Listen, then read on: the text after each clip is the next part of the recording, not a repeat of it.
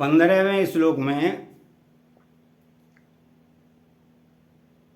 पूर्व श्लोक में मात्रा स्पर्शों की तितिक्षा की बात कही।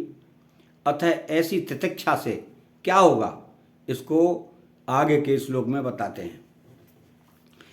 यम हे न व्यथयन्ते ते पुरुषम पुरुष सर्व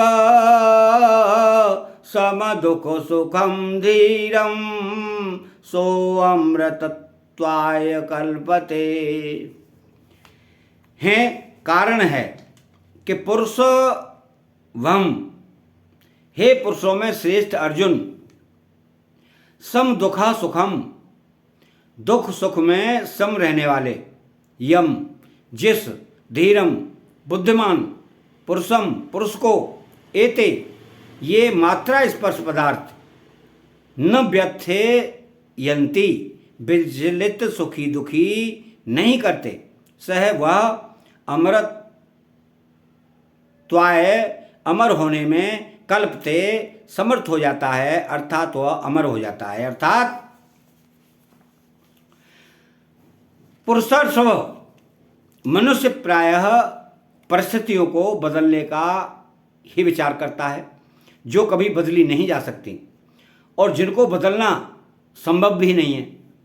युद्ध रूपी परिस्थिति के प्राप्त होने पर अर्जुन ने उसको बदलने का विचार न करके अपने कल्याण का विचार कर लिया है। यह कल्याण का विचार करना ही मनुष्यों में उनकी श्रेष्ठता है। सम दुख सुखम धीरम, धीर मनुष्य सुख दुख में सम होता है। अंतःकरण की वृत्ति से ही सुख और दुख ये दोनों अलग अलग दिखते हैं। सुख और दुख के भोगने में पुरुष चेतन हेतु है और वह हेतु बनता है प्रकृति में स्थित होने से। गीता के 13वें अध्याय का 20वां 21वां श्लोक, जब वह अपने स्वरूप में स्थित हो जाता है तब सुख दुख को भोगने वाला कोई नहीं रहता। अतः अपने आप में स्थित होने से वह सुख दुख में स्वाभाविक ही सम हो जाता है। यम हे न व्यथयन्ते ते पुरुषम, धीर मनुष्य को ये मात्रा स्पर्श अर्थात स्पर्श के प्रकृति के मात्र पदार्थ व्यथा नहीं पहुंचाते। प्राकृत पदार्थों के संयोग से जो सुख होता है वही व्यथा है और उन पदार्थों के वियोग से जो दुख होता है वही व्यथा है। परंतु जिसकी दृष्टि समता की तरफ है उसको ये प्राकृत पदार्थ सुखी दुखी नहीं कर सकते। समता की तरफ दृष्टि रखने से अनुकूलता को लेकर उस सुख का ज्ञान हो जाता है, पर उसका भोग न होने से अंतःकरण में उस सुख का स्थायी स्वरूप से संस्कार नहीं पड़ता।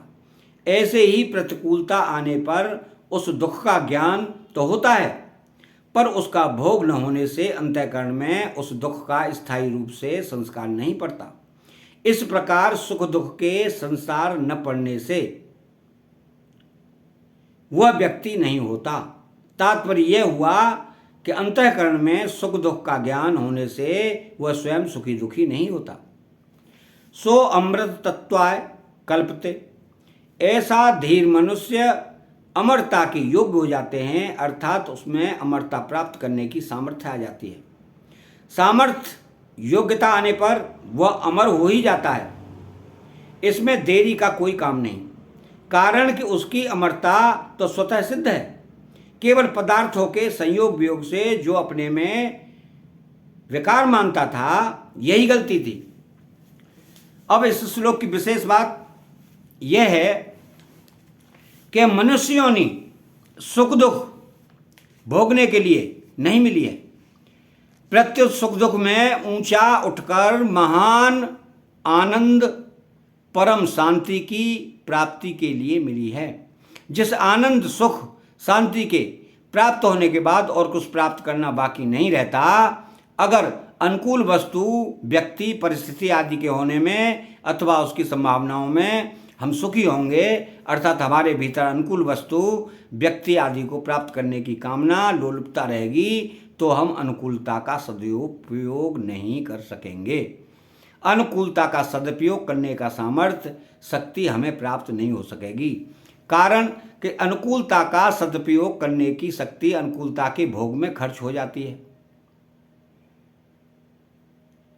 जिससे अनुकूलता का सदुपयोग नहीं होता किंतु भोग ही होगा।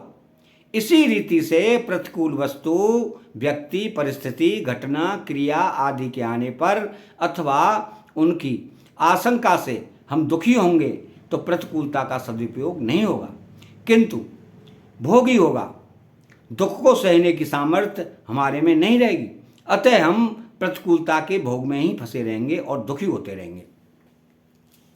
अगर अनुकूल वस्तु, व्यक्ति, परिस्थिति, घटना आदि के प्राप्त होने पर सुख सामग्री का अपने सुख, आराम, सुविधा के लिए उपयोग करेंगे और उससे राजी होंगे तो यह अनुकूलता का भोग हुआ। परंतु निर्वाह बुद्धि से उपयोग करते हुए उस सुख सामग्री को अभाव ग्रस्तों की सेवा में लगा दें तो यह अनुकूलता का सदुपयोग हुआ। अतः सुख सामग्री को दुखियों की ही समझें, उसमें दुखियों का ही ये हक है। मान लो कि हम लखपति हैं तो हमें लखपति होने का सुख होता है, अभिमान होता है, परंतु यह सब तब होता है जब हमारे सामने कोई लखपति ना हो। अगर हमारे सामने हमारे देखने सुनने में जो आते हैं वे सब के सब करोड़पति हों तो क्या हमें लखपति होने का सुख मिलेगा? बिल्कुल नहीं मिलेगा। अतः हमें लखपति होने का सुख तो अभावग्रस्ती ने, दरिद्रों ने ही दिया है। अगर हम मिली हुई सुख सामग्री से अभावग्रस्तों की सेवा न करके स्वयं सुख भोगते हैं तो हम कृतज्ञ होते हैं। इसी से सब अनर्थ पैदा होते हैं, कारण कि हमारे पास जो सुख सामग्री है वह दुखी आदमियों की ही दी हुई है। अतः उस सुख सामग्री को दुखियों की सेवा में लगा देना हमारा कर्तव्य बनता है। अब विचार यह करना है कि प्रतिकूलता का सदुपयोग कैसे किया जाए। दुख का कारण सुख की इच्छा, आशा ही है। प्रतिकूल परिस्थिति दुखदाई तभी होती है जब भीतर सुख की इच्छा रहती है। अगर हम सावधानी के साथ अनुकूलता की इच्छा का, सुख की आशा का त्याग कर दें तो फिर हमें प्रतिकूल परिस्थिति में दुख नहीं हो सकता, अर्थात हमें प्रतिकूल परिस्थिति दुखी नहीं कर सकती। जैसे रोगों की कड़वी से कड़वी दवाई लेनी पड़े तो भी उसे दुख नहीं होता, प्रत्युत उस बात को लेकर प्रसन्न होता है कि इस दवाई से मेरा रोग नष्ट हो जाएगा। ऐसे ही पैर में कांटा गहरा गड़ जाए और कांटा निकालने वाला उसे निकालने के लिए सुई से गहरा घाव बनाए तो बड़ी पीड़ा होती है। अतः उस पीड़ा से वो सिसकता है, घबराता है, पर वह कांटा निकालने वाले को ये कभी नहीं कहता है कि भाई तुम छोड़ दो, कांटा मत निकालो, कांटा निकल जाएगा, सदा के लिए पीड़ा दूर हो जाएगी। इस बात को लेकर वह इस पीड़ा को प्रसन्नतापूर्वक सह लेता है। यह जो सुख की इच्छा का त्याग करके दुख को, पीड़ा को प्रसन्नतापूर्वक सहता है, यह प्रतिकूलता का सदुपयोग है। अगर वह कड़वी दवाई लेने से, कांटा निकालने की पीड़ा से दुखी हो जाता है तो वह प्रतिकूलता का भोग है, जिससे उसको भयंकर दुख पाना पड़ेगा। यदि हम सुख दुख का उपयोग करते रहेंगे तो भविष्य में हमें भोग योनियों में अर्थात स्वर्ग नरक आदि में जाना ही पड़ेगा, कारण सुख दुख भोगने के स्थान से स्वर्ग नरक आदि ही हैं। यदि हम सुख दुख का भोग करते हैं, सुख दुख में सम नहीं रहते, सुख दुख से ऊंचे नहीं उठते, तो हम मुक्ति के पात्र कैसे होंगे? नहीं हो सकते। 14वें श्लोक में भगवान ने कहा है कि ये सांसारिक पदार्थ आदि अनुकूलता प्रतिकूलता के द्वारा सुख दुख देने वाले और आने वाले जाने वाले हैं, सदा रहने वाले नहीं हैं, क्योंकि अनित्य हैं, क्षण भंगुर हैं। इनके प्राप्त होने पर उसी क्षण इनका नष्ट होना शुरू हो जाता है। इनका संयोग होते ही इनसे वियोग होना शुरू हो जाता है। ये पहले नहीं थे, पीछे नहीं रहेंगे, वर्तमान में भी प्रतिक्षण अभाव में जा रहे हैं। इनको भोग कर हम केवल अपना स्वभाव बिगाड़ रहे हैं, सुख दुख के भोगी बनते जा रहे हैं। सुख दुख के भोगी बनकर हम भोग योनियों के ही पात्र बनते जा रहे हैं। फिर हमें मुक्ति कैसे मिलेगी? हमें मुक्ति भोग की ही रुचि है, तो फिर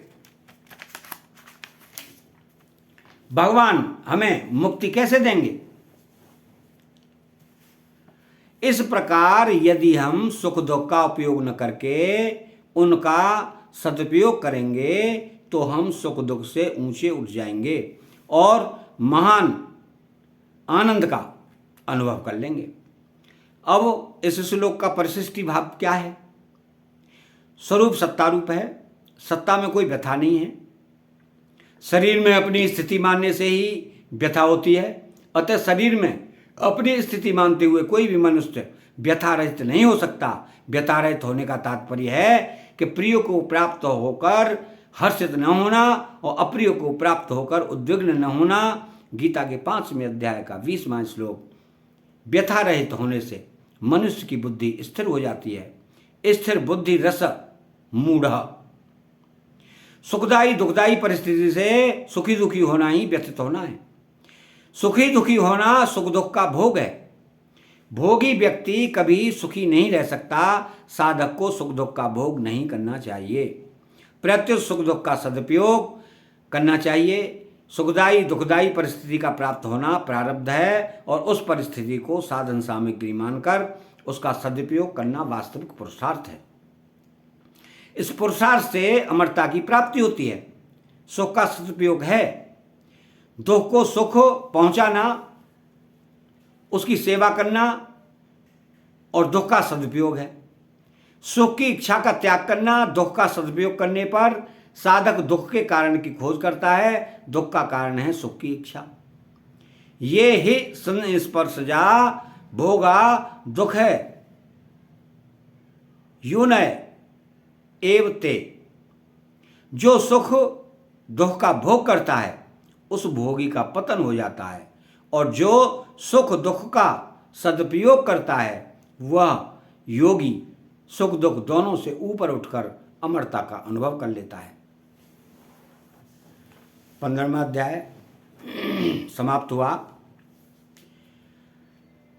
कमेंट में आप श्री कृष्णाय नमः लिखेंगे और चैनल को सब्सक्राइब करेंगे। बहुत बहुत धन्यवाद।